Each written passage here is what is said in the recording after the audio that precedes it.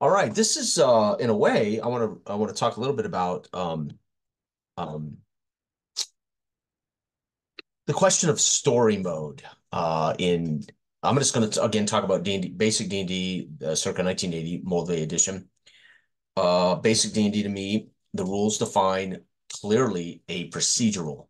That procedural is how they build a character, how they equipped a character, and then why they've built this particular kind of character and how they've equipped this kind of character, and all the rules that pertain to what you're going to do with those characters, which is the procedural, the dungeon crawl. All rules apply to this procedural. And then, of course, there's sub procedurals. Combat is its own procedure, saving throws. They all have sub procedures, right? Um, in the first room of an old keep, we bump into a group of gambling goblins, and I roll. It's a surprise, and I roll immediately the reaction check for the goblins, and prefaced with both surprise. I might modify it by both their surprise and by the number of characters, and I might modify it by the leader's charisma score.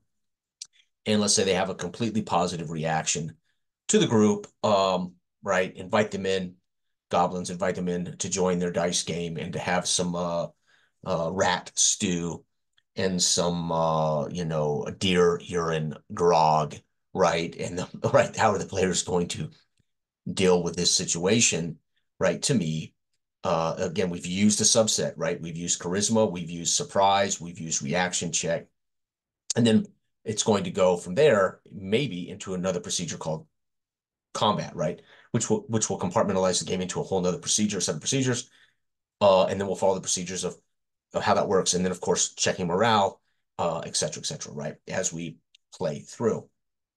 But to me,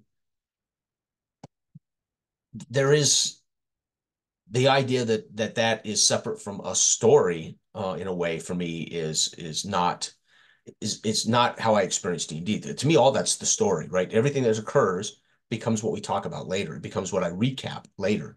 And to me, that becomes the story we tell. Oh man, they came in, they met these goblins, this went down. They ended up getting information about the remainder, all the other goblins in the keep. This group decided they would guard the front gates for them and told them where to find the loot.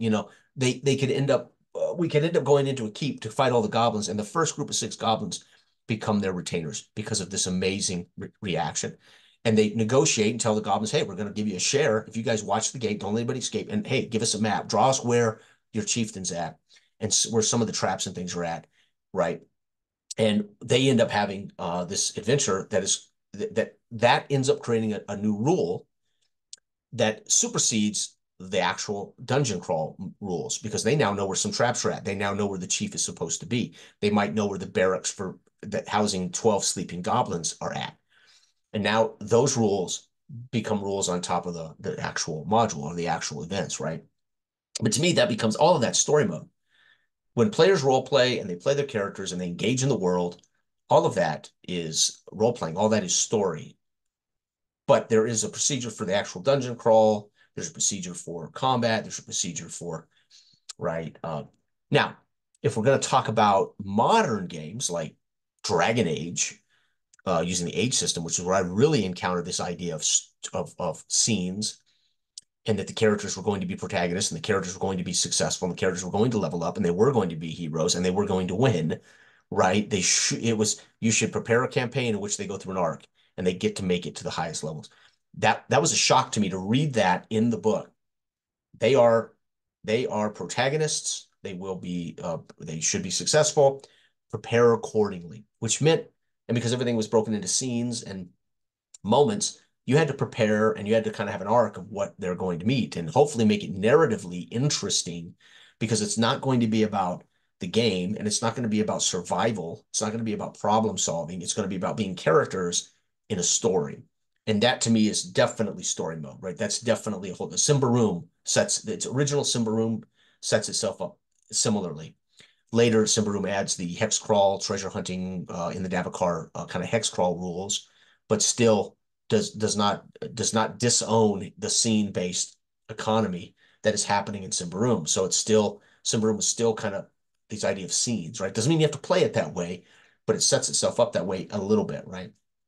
And it's player facing, meaning they're protagonists and they're going to roll all the dice, and the game should be, for the most part, an acceptable challenge for the group. And I think that in and of itself, the idea of balance and the idea of preparing for a balanced session or balanced events based on the party size and the party ability lends itself toward protagonist story play. Do I believe I can do that with D&D D20 basic Moldvay? Absolutely. Um, uh, I perceive already the role playing and all the things that occur as story, as the results of the action become the story we tell. But if I wanted to take basic Moldvay D&D and say, we're going to run this rules as written, however, be aware, we're only going to max out at level, you're going to start at level 1, you're going to max out at level 3, you're going to have any number of sessions or campaigns that we do in that range. If you get to level 3 and we continue to play, you're just going to be at the max level, right? Okay. But I want it to be more of a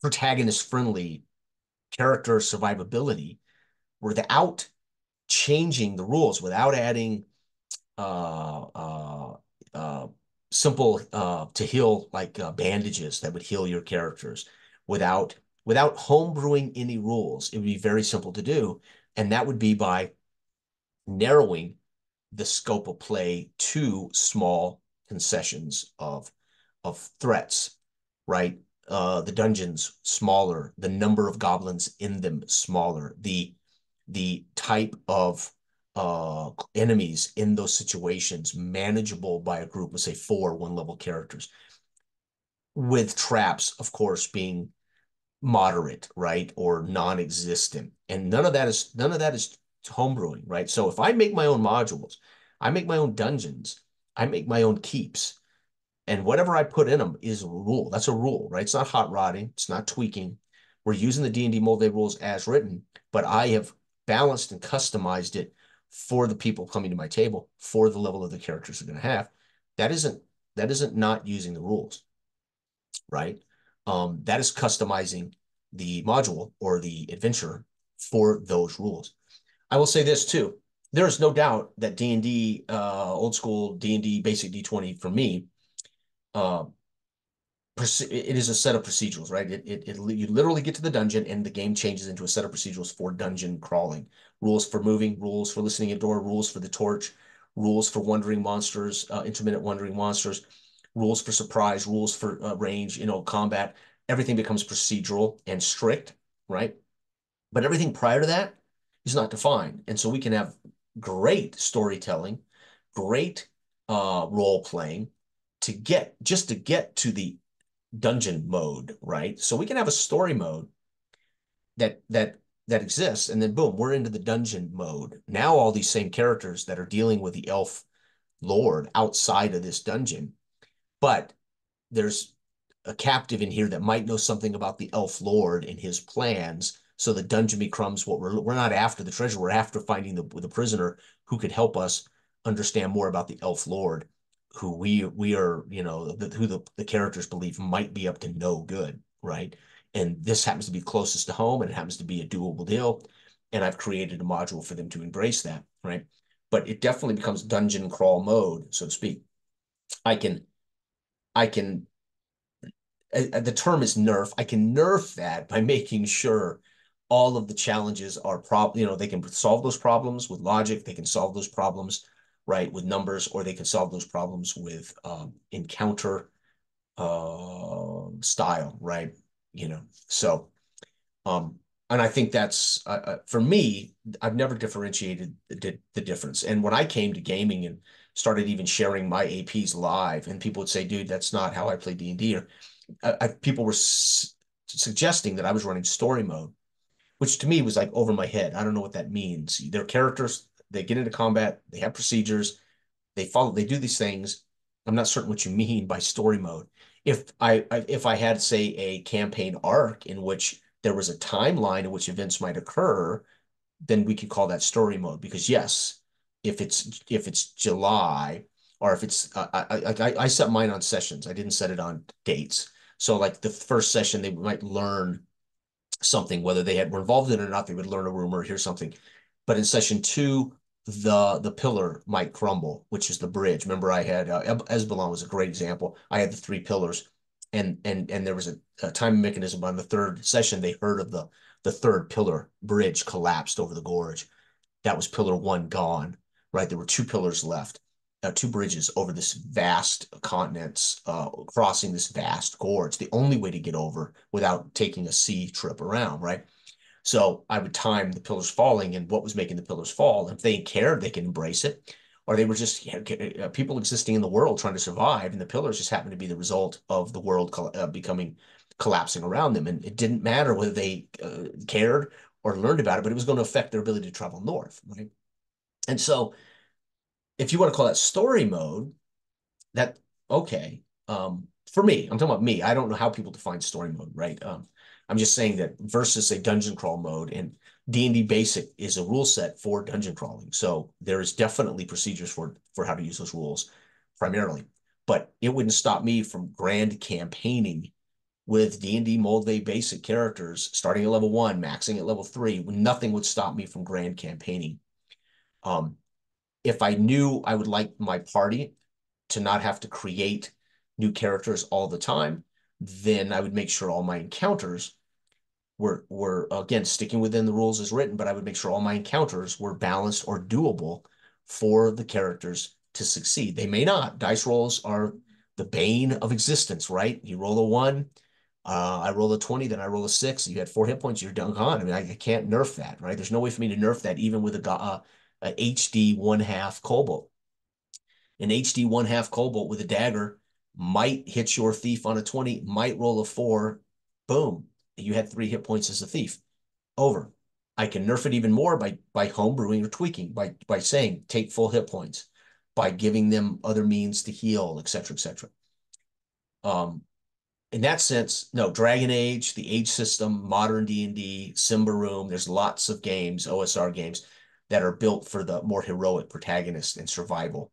Therefore, they're going to lend to protagonists hanging around and protagonists making bonds and characters and players bonding, having relationships, and seeing a full arc of a character's journey. Nothing wrong with that. I would call that story mode, right? I would definitely say that lends itself to a story mode, if that's what we're talking about. Um, and depending on what's in those rule books, they might refer to overland travel and camping and the economy of the world, spending coins to sleep, stay, eat, etc. Right? As opposed to be really written quite literally to create a character, outfit a character, and go into the dungeon crawl mode. Right? What is not in D&D Moldvay Basic is free for me to create the world for the players, and then we follow rules as written when they get into the dungeon, the keep, the mountain, the mines, the whatever, right? And that's just cool to me. It's just really cool to me.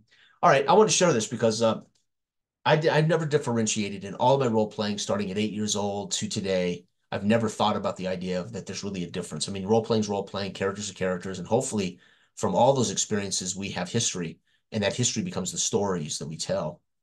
Um, Joth, we've been campaigning in Joth a long time. I have lost a lot of characters, and I would never argue that it wasn't a story. All of it's a story. Every character I've lost becomes part of the story. The character I lost that was in a group with characters that are still alive definitely becomes part of their story. Yo, you remember that guy that hiked with us up the road for half an hour and the spider fell on his head and killed him instantly? Right? All those guys will share the horror story of that spider killing that lone character of mine that happened to not live more than a few minutes in a session. That's story to me. That's history. That's canon. That becomes part of it. If it's about Aragorn, then we're going to have to reevaluate, right? Allowing them to make a level 3 fighter um, is not breaking the rules. You're saying, hey, go ahead and make a level 3 fighter, right?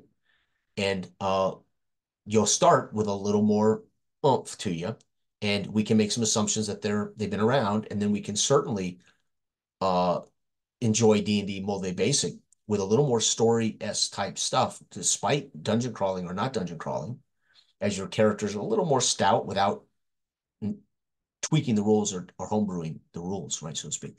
So I thought this was kind of fun. Anyway, everybody out there have another great week.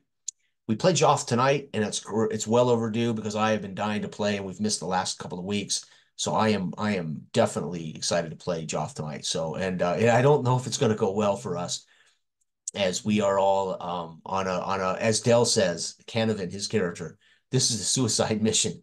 And Canavan may well be right about that. So and I'm playing a magic user for the first time. Um, I think ever online. I've been online now on and off for 12 years, 13 years. I've played in a handful of basic fantasy sessions. I've played in Lamentations. I've played in a lot of Joth sessions. I have never played a magic user. So I think he has two hit points, one spell, and a dagger. And I don't foresee him being a hero tonight. All right. Everybody have a great day. Bye.